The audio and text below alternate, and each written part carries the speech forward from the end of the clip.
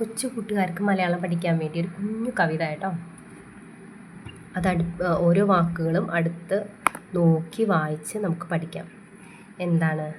കോഴി ഓടി വന്നു, അരി കൊത്തി തിന്നു, രാജു പാഞ്ഞു വന്നു, കോഴി ഓടിപ്പോയി. എന്താണ് കവിത?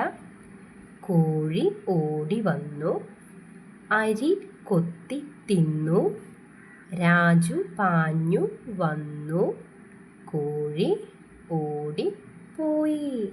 എന്താണ്? വളരെ എളുപ്പമാണല്ലേ. കോഴി ഓടി വന്ന് അരി കുത്തി തിന്നാൻ നോക്കി, രാജു ഓടി വന്നപ്പോഴത്തേന് കോഴി ഓടിപ്പോയി. ഇത്രേ ഉള്ളൂ. വളരെ ഒരു കുഞ്ഞു കവിത അല്ലേ.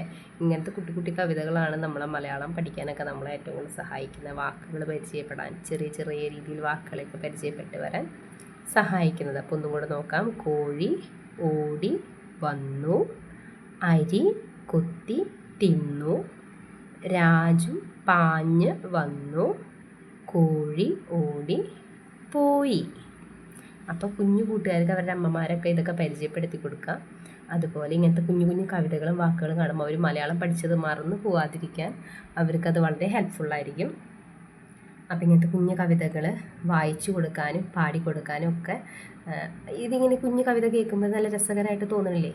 കോഴി ഓടി വന്നു, അരി കുത്തി തിന്നു, രാജു പാഞ്ഞു വന്നു, കോഴി ഓടി പോയി എന്നൊക്കെ കേൾക്കുമ്പോൾ വളരെ രസമുള്ള വാക്കുകൾ അടുപ്പിച്ചടുപ്പിച്ച് വെച്ചുണ്ടാക്കിയേക്കുന്ന ഒരു കുഞ്ഞു കവിതയാണ്. അപ്പം ഇത് പാടി നടന്നും ഇടയ്ക്ക് ഇത് വായിച്ചു നോക്കിയും ഒക്കെ അങ്ങനെയൊക്കെ പഠിക്കാം. അപ്പോൾ വാക്കുകൾ പരിചയപ്പെടാൻ എളുപ്പമായിരിക്കും. നിങ്ങളിത് എഴുതി വെച്ചാലും കുഴപ്പമില്ല. ഇത് എഴുതി വെച്ച് ഒന്ന് വായിപ്പിച്ച് നോക്കുകയാണെങ്കിൽ ഇങ്ങനത്തെ വാക്കുകളൊക്കെ പരിചയപ്പെട്ട് വരുമ്പോൾ തന്നെ മലയാളം പഠിക്കുന്നത് അവർക്ക് എളുപ്പമായിരിക്കും. മറന്നു പോവില്ല ഇങ്ങനത്തെ വാക്കുകളിലൂടെയൊക്കെ പഠിച്ചു വരുമ്പോൾ കേട്ടോ. അപ്പം ഇതൊക്കെ ഒന്ന് ഓർത്ത് വെച്ച് പഠിക്കാം. വീണ്ടും വേറെ കുഞ്ഞു കുഞ്ഞു കവിതകളും കഥകളും ഒക്കെ ആയിട്ട് വീണ്ടും വരാം കേട്ടോ.